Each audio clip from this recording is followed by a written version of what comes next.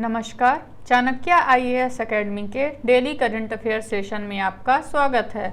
आज है 6 जुलाई और 6 जुलाई से जितने भी महत्वपूर्ण प्रश्न बनते हैं हम उन पर चर्चा करेंगे।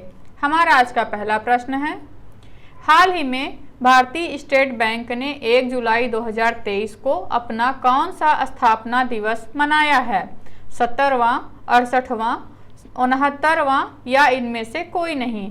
तो अभी हाल ही में 1 जुलाई को एसबीआई का 68वां स्थापना दिवस मनाया गया है। भारतीय स्टेट बैंक ने 1 जुलाई 2023 को अपना 68वां बैंक दिवस मनाया। बैंक को 1 जुलाई 1955 को संसद के एक अधिनियम द्वारा शामिल किया गया था। 1955 में इंपीरियल बैंक ऑफ इंडिया का राष्ट्रीयकरण किया गया और इसका नाम बदलकर स्टेट बैंक ऑफ इंडिया किया गया था।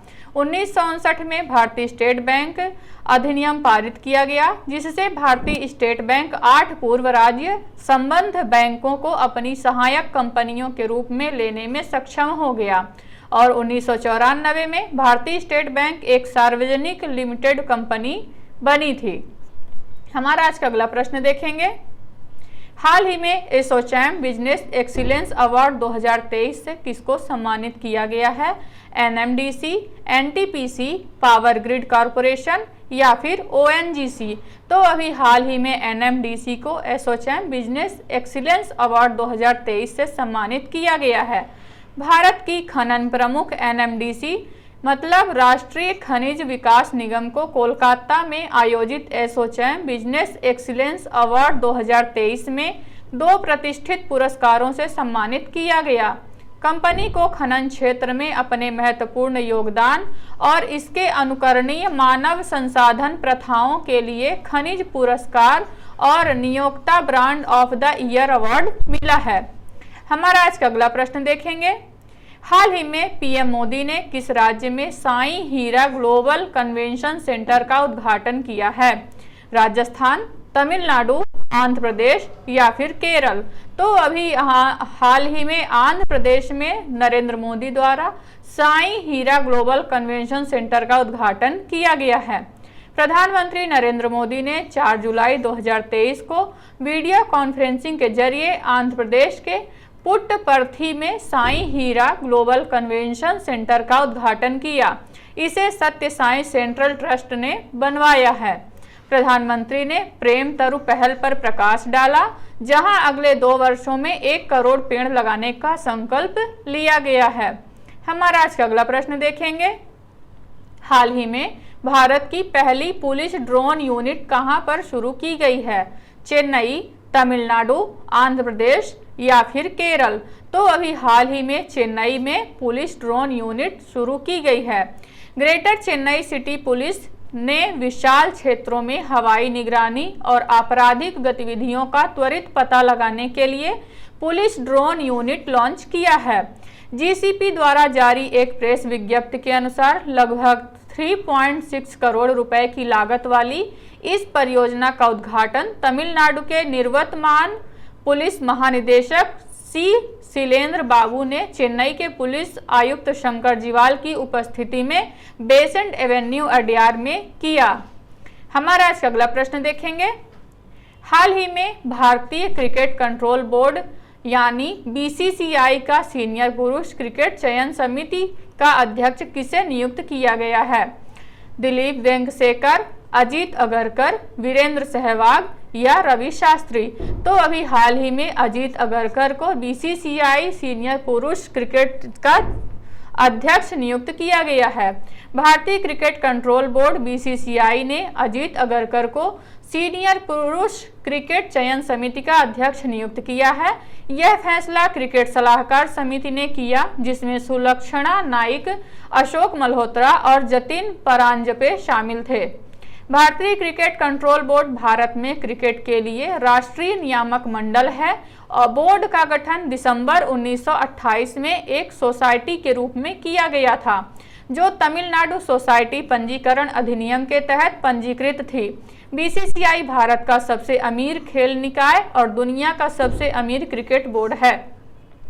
हमारा आज का अगला प्रश्न देखेंगे, किस केंद्रीय मंत्री ने बाल संरक्षण, सुरक्षा और बाल कल्याण पर क्षेत्रीय संगोष्ठी का उद्घाटन किया?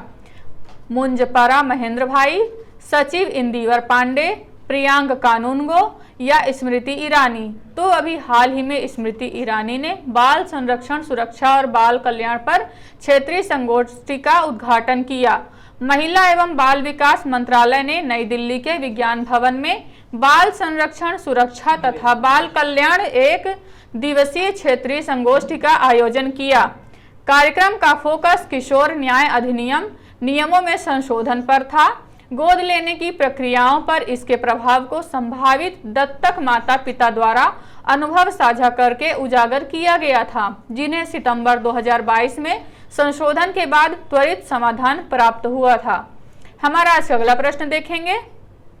किस राज्य में भारत के पहले स्वदेशी रूप से विकसित परमाणु ऊर्जा रिएक्टर का कमर्शियल ऑपरेशन शुरू किया गया है? कर्नाटक, आंध्र प्रदेश, गुजरात या फिर महाराष्ट्र? तो अभी हाल ही में गुजरात में परमाणु ऊर्जा रिएक्टर का कमर्शियल ऑपरेशन शुरू किया गया है।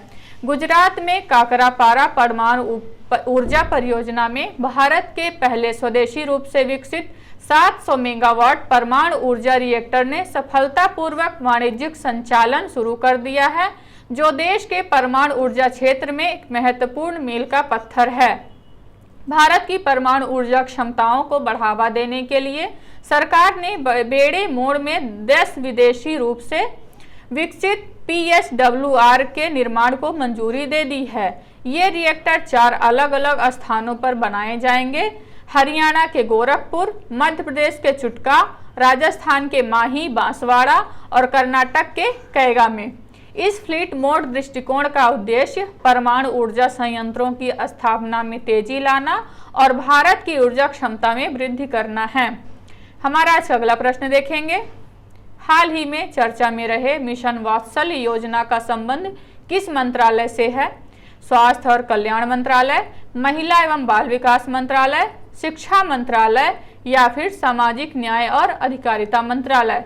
तो अभी हाल ही में महिला एवं बाल विकास मंत्रालय द्वारा मिशन वात्सल्य योजना शुरू की गई है।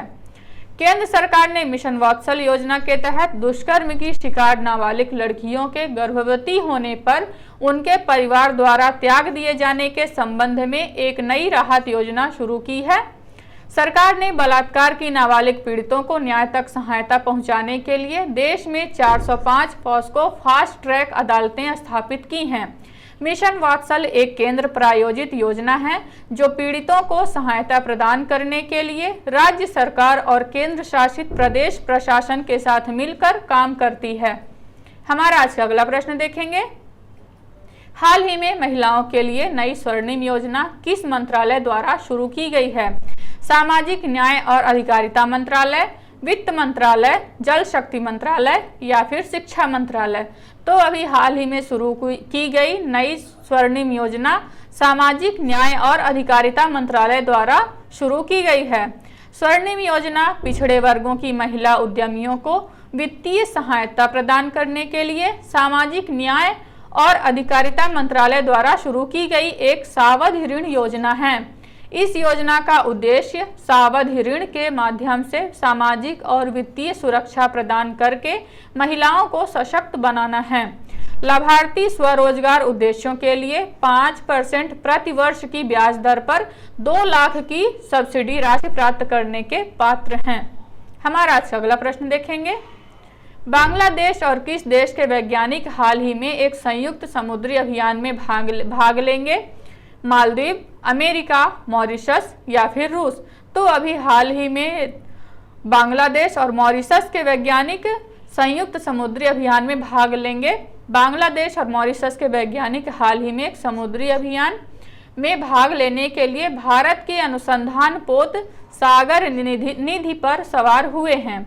यह आयोजन हिंद महासागर क्षेत्र के देशों के बीच कोलंबो सिक्योरिटी कॉनक्लेव के ढांचे के तहत हुआ है। सागर निधि राष्ट्रीय महासागर प्रौद्योगिकी संस्थान द्वारा संचालित एक बर्फ से मजबूत बहुविषयक पोत है। इसका निर्माण इटली के फिनकैंटिएरी में किया गया है। सागर निधि 104 मीटर लंबा जहाज है। सागर पूर्वी और सागर पश्चिमी के बाद यह भारत का तीसरा अनुसंधान पोत है। तो ये रहे आज के हमारे कुछ महत्वपूर्ण प्रश्न। आशा करते हैं चाणक्य IAS अकेडमी द्वारा चलाया जा रहा करंट अफेयर सेशन आपको पसंद आ रहा होगा। हमारे ऐसे और भी कंटेंट से जुड़ने के लिए चैनल को सब्सक्राइब करें और बेल आइकन दबाना ना भूलें। धन्यवाद।